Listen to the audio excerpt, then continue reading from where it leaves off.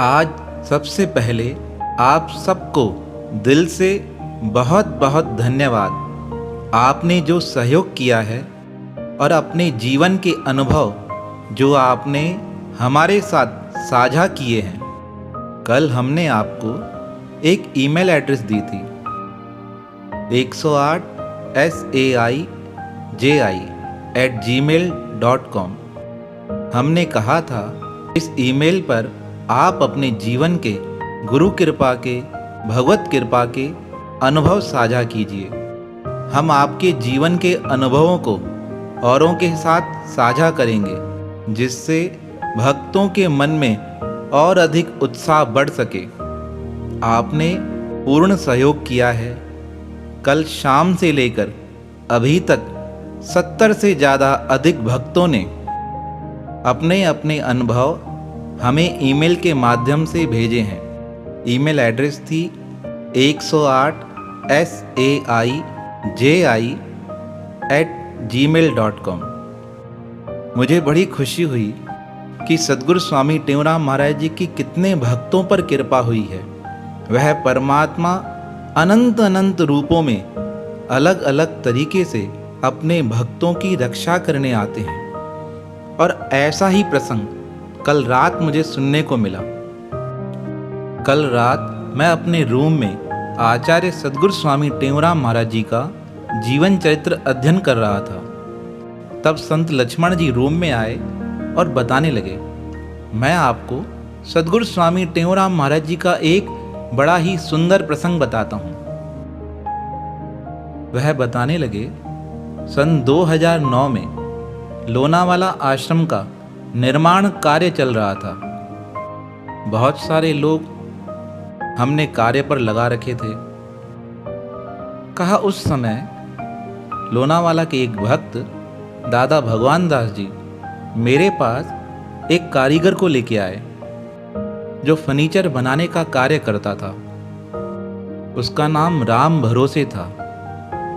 दादा भगवान दास जी ने मुझे मिलाया और मुझसे मिलाकर कहने लगे, स्वामी जी आपको पता है इस भक्त ने सद्गुरु स्वामी टेऊराम महाराज जी का दर्शन किया है।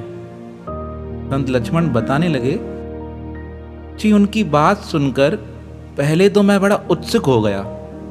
ऐसे कैसे हो सकता है? सद्गुरु स्वामी टेऊराम महाराज जी को ब्रह्मलीन हुए इतने वर्ष हो चुके हैं और इसकी उम्र भी इतनी नहीं है।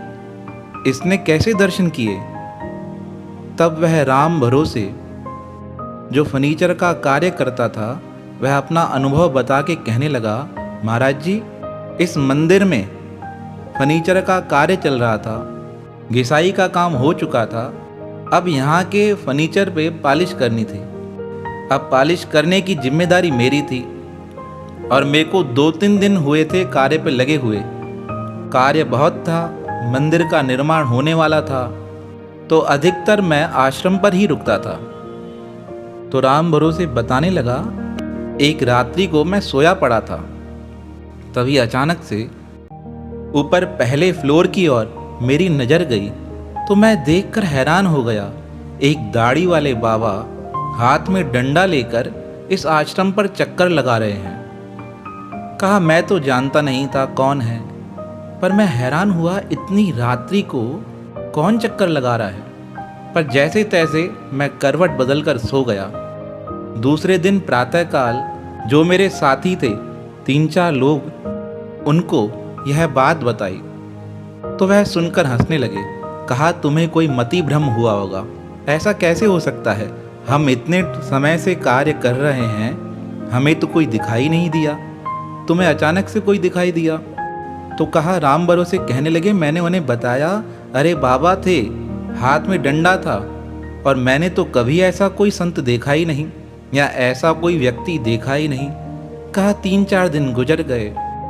इतने में 10-12 दिन बाद पूज्य सद्गुरु स्वामी भगत प्रकाश महाराज लोनावाला आश्रम का कार्य देखने आने वाले थे।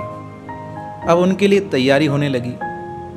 तभी दादा भगवान दास जी ने यहाँ पर सद्गुरु स्वामी टेऊराम महाराज जी की डंडे वाली मूर्ति स्थापित की। अब जैसे ही मूर्ति स्थापित की, मैंने दादा से पूछा, यह कौन है? तो दादा ने कहा, यह हमारे गुरुदेव हैं, इनका ही यह मंदिर बनने वाला है। तब राम भरोसे कहने लगा, अरे मैंने इनको देखा है। तब दादा कहने लगे, तुम इनसे कैसे मिल सकते हो, इनको तो भ्रमलीन हुए बहुत वर्ष हो चुके हैं। तब वह कारपेंटर कहने लगा, अरे कुछ दिन पहले ही मैं रात्रि को सो रहा था, तब मैंने अपने आश्रम के पहले फ्लोर पे इन्हें चक्कर लगाते देखा था।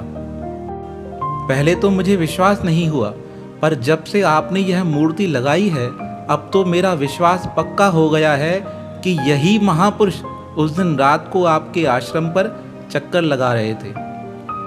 संत लक्ष्मण जी कहने लगे, जब वह भक्त इस प्रकार बातें बता रहा था, मेरा शरीर रोमांचित होने लगा। मुझे बड़ी प्रसन्नता होने लगी कि इस भक्त ने आचार्य सद्गुरु स्वामी टेऊराम महाराज जी का दर्शन किया है। और जब यह बात संत लक्ष्मण जी कल रात को मुझे बता रहे थे, तो मेरा शरीर भी रोमांचित होने लगा कि हम तो सुनते आए थे आचार्य सद्गुरु स्वामी टेऊराम महाराज डंडा लेकर चक्कर लगाते हैं, पर ऐसे जब प्रत्यक्ष प्रमाण हमें सुनने को मिलते हैं तो हमारा विश्वास और अधिक बढ़ जाता है। एक ऐसा ही प्रसंग हमारे पूज्य गुरुदेव सद्गुरु स्वामी हरदास राम महाराज ने अपने सत्संग में बताया था।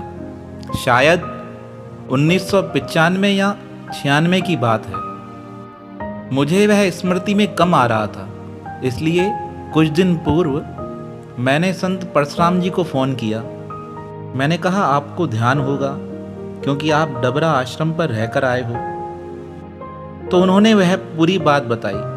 वह बताने लगे कि सद्गुरु स्वामी हरदास राम महाराज डबरा शहर की यात्रा पर आए थे। तब वहाँ पे एक कृष्णा माता जी रहती हैं, उनके पुत्रों ने अनाज की मिल का उद्घाटन किया था। उस मिल में जो अनाज है उसे साफ किया जाता है, फिर बाजारों में पहुंचाया जाता है। तो उस माता के मन में इच्छा थी कि सद्गुरु स्वामी हरदास राम महाराज जी यहाँ पर आए हैं, मेरे पुत्रों की मिल पर चलें और वहाँ पे जो नया कुआं बनाया गया है उस कुएं का जल पिएं, क्योंकि उनके आशीर्वाद से वह जल सदैव मीठा और पवित्र बना रहेगा। अब माता जी के मन में ऐसी इच्छा थी, पर परमात्मा को तो कुछ और ही मंजूर होता है। अब सद्गुरु महाराज यात्रा पर गए हुए थे, पर संकोचवश माता सद्गुरु स्वामी हरदास राम महाराज से कह न सकी और सद्गुरु महाराज जी डबरा की यात्रा पूर्ण कर आगे के लिए प्रस्थान कर गए। पर कहते हैं ना, परमात्मा किसी न किसी रूप में प्रार्थना स्वीकार कर लेता है। अब माता की जो इच्छा थी कि सद्गुरु महाराज हमारे मिल पर आएं और कुएं का जल पिएं, अब वह माता की पुकार पूरी होने वाली थी। अब संत जी बताने लगे, एक दिन शाम का समय था। मिल के सारे वर्कर अपना काम करके घर लौट गए थे। एक चौकीदार मिल पर था। अब शाम के समय एक संत जिसके हाथ में डंडा था, उसने आके दरवाजा खटखटाया। पहरेदार ने पूछा, कौन हो?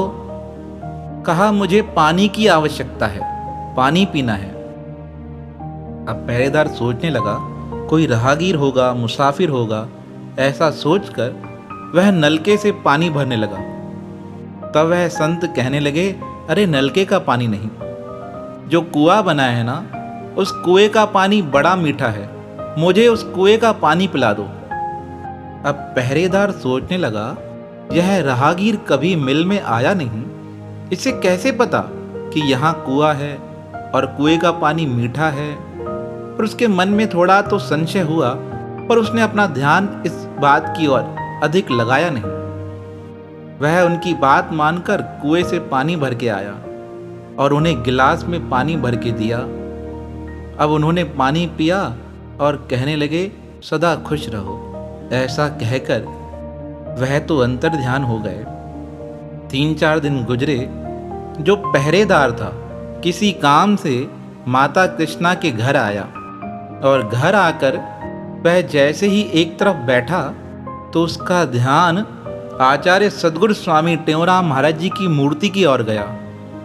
वह मूर्ति को देखकर पूछने लगा, माताजी यह कौन है? तब माताजी ने बताया, यह हमारे गुरुदेव सद्गुरु स्वामी टेऊराम महाराज हैं। तब वह पहरेदार कहने लगा, माताजी मैंने इन्हें देखा है। माताजी कहने लगी, अरे क्यों झूठ बोलते हो? इनको तो ब्रह्मलीन हुए बहुत वर्ष हो चुके हैं, तुम इन्हें कैसे देख सकते हो? तब वह कहने लगा, अरे माताजी कुछ दिन पहले यह शाम के समय अपने मिल पर आए थे और इन्होंने मुझसे आकर कहा मुझे पानी पिलाओ। तब मैंने इन्हें जैसे ही नलके का पानी दिया तो यह कहने लगे, मुझे नलके का पानी नहीं, मुझे कुएं का पानी पिलाओ। जब पहरेदार इस प्रकार बताने लगा तो माता कृष्णा का शरीर रोमांचित होने लगा। वह सोचने लगी, यह तो प्रार्थना मैंने की थी। मेरे मन की इच्छा थी कि मेरे गुरुदेव हमारे मिल पर आकर कुएं का पानी पिएं। उस पहरेदार की, चौकीदार की यह बातें सुनकर माता कृष्णा बड़ी गदगद हुई। फिर जब अगले साल सद्गुरु स्वामी हरदास राम महाराज जी उस शहर की यात्रा पर गए तो माता कृष्णा ने सारी बात सद्गुरु स्वामी हरदास राम महाराज जी को बताई।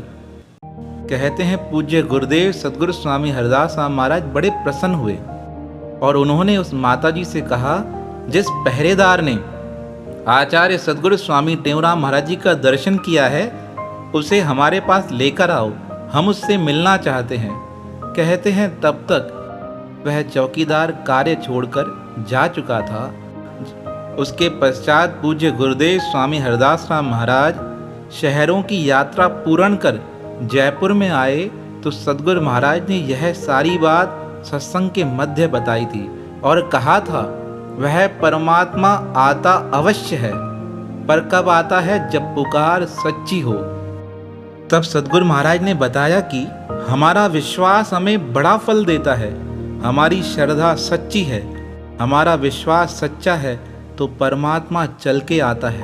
तो ऐसे अनेक उदाहरण हमें जीवन में सुनने को मिलते हैं।